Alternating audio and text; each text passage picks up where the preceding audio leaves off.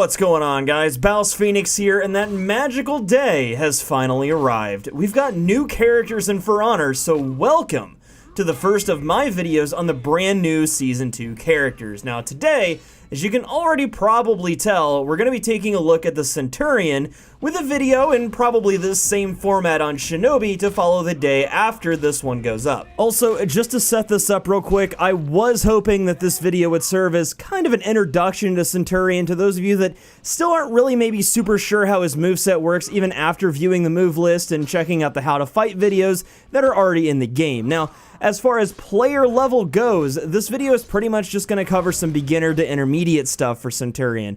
I really don't feel like I've got enough time on this character yet to really get into advanced strategies, and I don't want to give you guys the wrong info. I do want to note that thanks to Ubisoft, I have been playing these characters for about a week and a half now, so I'm not flying totally blind here. Anyway, enough jibba jabba, let's jump into it by going through his move list together. First up, we've got the simple but very important charged heavy attack. For this, all you need to do is just hold down your heavy attack button, and when it reaches max charge, he'll automatically let the attack fly. You can also just tap your heavy attack button for an uncharged version of this. Now keep all of this in mind because the charged heavy is a very fundamental part of Centurion's kit. Moving right along though, Centurion does have 3 attack chains. He's got a light, light, light, a light, light, heavy, and 2 heavies. Now, one thing I do want to note before we move on is that it's important to know that any chain can be finished with a charged heavy attack, which makes it unblockable. So that means you've got the option of light, light, charged heavy, and heavy into charged heavy,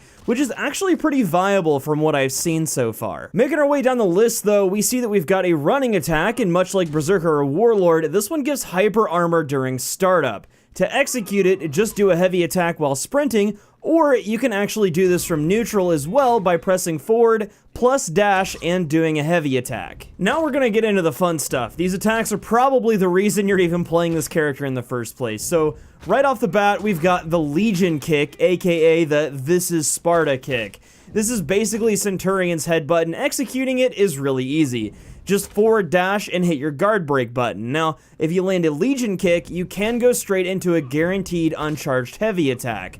So the chain for this would be forward dash, guard break button, which gives you the kick, then heavy attack right after the kick connects. If you do it correctly, his sword glows blue. If not, you just get a regular blockable heavy attack. Now, you might want to take some time to practice this one if you have to, because it's kind of tricky to get used to, but be careful when using the kick. It's extremely easy to avoid and very, very punishable. Raider can sidestep tap you, you could be guard broken on recovery, etc., etc., but the moral of the story here is just get creative when using this attack. Now we get to punch Isaac in the face a bunch. This next attack is your jab, and you can follow any heavy attack with a jab. The only rule for this is that the heavy attack it follows needs to either be blocked or hit. You can't whiff a heavy and go into a jab. The jab can be held and charged, or you can just do a quick jab. A held jab will unbalance an enemy, which means they'll be knocked down. An uncharged jab just pushes them back, and you can actually get a wall splat this way, which opens up a whole other set of possibilities, like the ability to continually repeat this combo. Now, if you want to add to this, you can do what's called a jab combo as well. Simply land a heavy, go into a jab, and if it connects, you can follow up with a guaranteed light attack. The next attack on the move list is called the quick throw. This is basically a guard break that auto throws the enemy if it connects. You can initiate this attack by landing a light attack and then immediately pressing the guard break button.